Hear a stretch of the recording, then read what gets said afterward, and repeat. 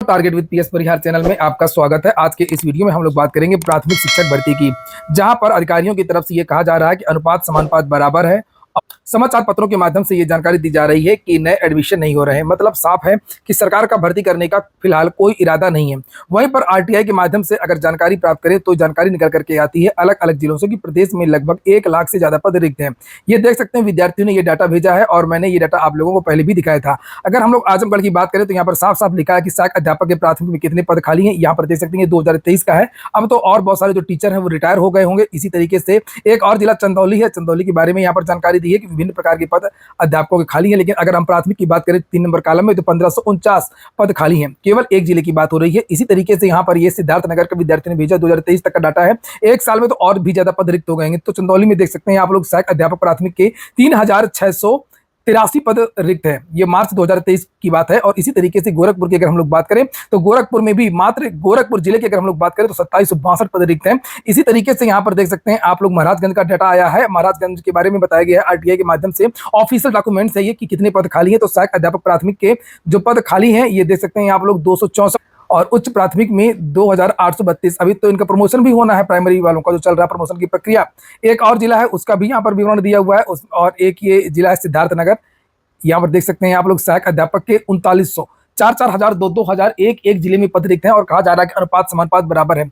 जबकि हकीकत सभी लोग जानते हैं। अभी 2-3 दिन पहले समाचार पत्रों के माध्यम से जानकारी दी गई थी कि जो प्रदेश के शिक्षा मंत्री हैं संदीप सिंह जी, उनके गांव के प्राथमिक स्कूल में भी शिक्षक नहीं है। ये देख सकते हैं शिक्षा राज्य मंत्री संदीप सिंह के गांव का प्राइमरी स्कूल हो जाएगा शिक्षक विहीन। लिखा कि इनके गांव के स्कूल में जबकि 55 विद्यार्थी पंजीकृत हैं। इसके पहले 17 जुलाई के समाचार पत्रों के माध्यम से जानकारी दी गई थी कि वाराणसी के 5 बेसिक स्कूलों में शिक्षक ही नहीं है और वाराणसी प्रधानमंत्री नरेंद्र मोदी जी का संसदीय क्षेत्र है। और यहाँ पर लिखा कि 20 ऐसे विद्यालय हैं जहाँ पर प्रधानाध्यापक ही नहीं है और एक अध्यापक के भरोसे कुछ ऐसे विद्यालय हैं जहाँ पर छात्र संख्या बहुत ज्यादा है। जैसे यहाँ पर 147, यहाँ पर 65, यहाँ पर 147, यहाँ पर 114, यहाँ पर 186। 20 तारीख के समाचार पत्रों के माध्यम से जानकारी दी गई थी कि 54% विद्यालयों में छात्र शिक्षक अनुपात से कम है। मैंने इसको लेकर के वीडियो भी बनाया था, आप लोगों ने भी देखा भी होगा। और ये जो रिपोर्ट है वो यूनिसेफ की है, किसी पत्रकार की रिपोर्ट नहीं है। यहाँ पर लिखा आकांक्षात्मक विकासखंडों के सर्वे में परिषदीय स्कूलों की स्थिति अच्छी नहीं मिली है। यूनिसेफ की ओर से 108 आकांक्षात्मक विकासखंडों के 1368 स्कूलों का सर्वेक्षण किया गया तो 54% विद्यालयों में छात्र शिक्षक अनुपात मानक से कम पाया गया है। 30 छात्रों पर 1 शिक्षक का मानक है, लेकिन यहाँ इससे कम मिला है। 64% विद्यालयों में छात्राओं के लिए बने शौचालय बंद मिले हैं। और यूनिसेफ की तरफ से कहा गया है, यहाँ पर लिखा हुआ है कि बेसिक शिक्षा अधिकारियों को निर्देश दिया गया कि प्रदर्शन सुधार करें। आखिर विद्यालयों में मानक के अनुसार शिक्षकों की तैनाती पर ध्यान क्यों नहीं दिया गया? तो क्या बेशर्मी है कि सभी लोग कह रहे हैं कि पद रिक्त हैं, विद्यालय टूट रहे हैं, बंद होने के कगार पर हैं। जब शिक्षक ही नहीं होंगे तो यहाँ कोई क्यों अपने बच्चों को पढ़ाएगा? और ये कल का दैनिक जागरण समाचार पत्र है 23 जुलाई का, जिसमें यह जानकारी दी गई है कि 50 जिलों में 5350 स्कूलों में एक भी नया प्रवेश नहीं है। आपको और रिक्त पदों का डाटा मैं दिखा दूं, ये कहां तक मैंने दिखाया था सिद्धार्थनगर का। इसके नीचे भी आप देखिए यहाँ पर संत कबीर नगर में कितने पद रिक्त हैं प्राथमिक में। तो ये बताने की कोशिश ये की जा रही है कि आप लोग समझ लीजिए कि प्रदेश में कितने पद रिक्त हैं। वास्तव में तो 1 लाख से ज्यादा पद रिक्त हैं। यहाँ पर ये डाटा चूंकि थोड़ा सा पुराना है, ये 2023 तक का है। यहाँ पर लिखा था कि मार्च 2023 और मार्च 2024 भी निकल गया, तो एक चयन वर्ष और निकल चुका है, जिसमें बहुत सारे हजारों टीचर रिक्त रिटायर हो गए होंगे। लगभग 12 से लेकर के 13,000 अध्यापक हर साल बेसिक में रिटायर होते हैं। तो यहाँ पर देख सकते हैं आप लोग प्राथमिक विद्यालय में इस जिले में 1795, कहीं पर 3800, कहीं पर 1700, कहीं पर 1500, कहीं पर 2600, इस प्रकार से एक जिले में टीचर के जो पद है वो रिक्त है। और प्रदेश में 75 जिले हैं।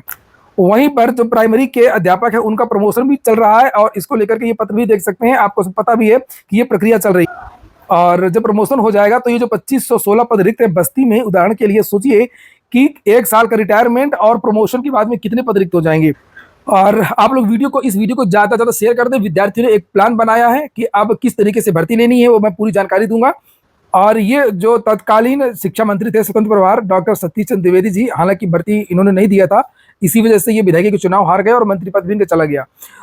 इन्होंने एक ये पत्र जारी करवाया था विभाग की तरफ से, जिसमें ये बताया गया था कि 69,000 शिक्षक भर्ती में जो 22,500 पद रिक्त थे 68,500 के, उसमें लिखा कि 6,000 अभ्यर्थियों की होगी भर्ती आरक्षित वर्ग की जो 6800 वाला मामला था, और जो 17,000 पद बचेंगे उसमें रिक्त पदों पर भर्ती होगी। तो ये वाली भर्ती भी नहीं आई है। और जो ये तो पुराने पद हैं जो रिक्त रह गए थे, जो 68,500 के बारे में सरकार कहा करती है कि तो भर्तियां पूरी की हैं, तो उसमें पूरे विद्यार्थी मिल नहीं पाए थे पहली भर्ती में, तो वो पद रिक्त रह गए थे, ये उसकी बात हो रही है। उधर 51,000 का हलफनामा सुप्रीम कोर्ट में इन्होंने लगाया। तो 51,000 का हलफनामा कब लगाया था इन्होंने? इन्होंने 51,000 का हलफनामा लगाया था 2019 में।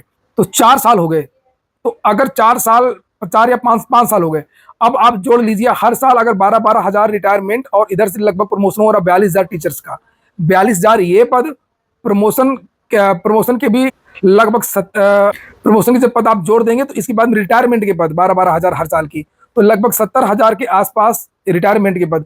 तो वास्तव में जो रिक्त पद हैं उनकी संख्या लगभग 1.5 लाख के आसपास हो सकती है।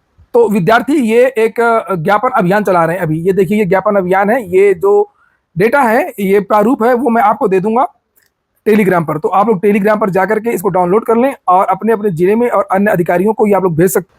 डीएलएड के छात्रों ने एक बीएड भी जारी किया कि किस प्रकार से ये प्रदर्शन जारी होगा, कब धरना होगा, कब ट्विटर अभियान होगा, किस तरीके से ये जो पत्र है वो भेजना है, किसको भेजना है, सीएम को भेजना है, प्रधानमंत्री जी को भेजना है, और किसको किसको भेजना है। तो कुछ ना कुछ तो करना ही होगा। तो अभी ये डीएलएड संयुक्त प्रशिक्षु संघ की तरफ से ये जो कार्यक्रम वो किया जा रहा है, लेकिन अन्य जो छात्र संगठन है डीएलएड की, वो सारे के सारे जो छात्र, वो सब भी अब अभियान चला रहे हैं। तो फिलहाल इस वीडियो को आप लोग देखिए, इस वीडियो को आप लोग शेयर करिए, और अगर आप लोगों को कोई डाउट्स हो तो आप लोग कमेंट बॉक्स में बता सकते हैं।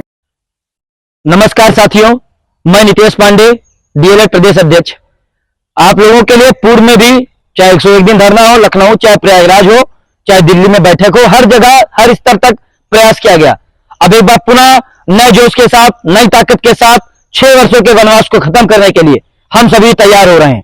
सभी कोचिंग संस्थानों से लगातार वार्ता हो रही है। इसी की मीटिंग के साथ 26-27 जुलाई को आप सभी को ज्ञापन देना है। ज्ञापन की प्रति आपको यहां पे अटैच दिख रही होगी। 26-27 को ज्ञापन दीजिए। 28 को ट्विटर अभियान में 10 लाख की संख्या में, मिलियन की संख्या में ट्वीट करिए।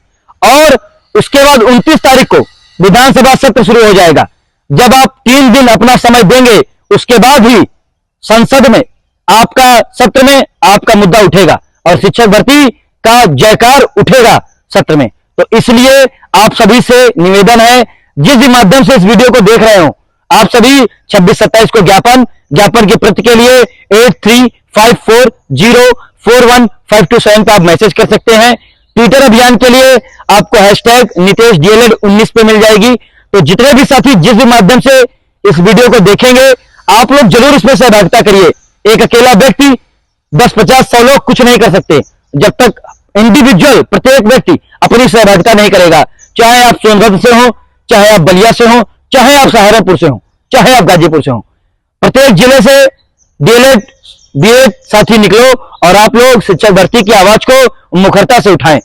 वीडियो को हर एक परिवार में शेयर करिए और इस लड़ाई को अकेले मत लड़ने दीजिए मुझे। आप सब भी बराबर के हिस्सेदार हैं, बराबर नौकरी की आपको भी जरूरत है।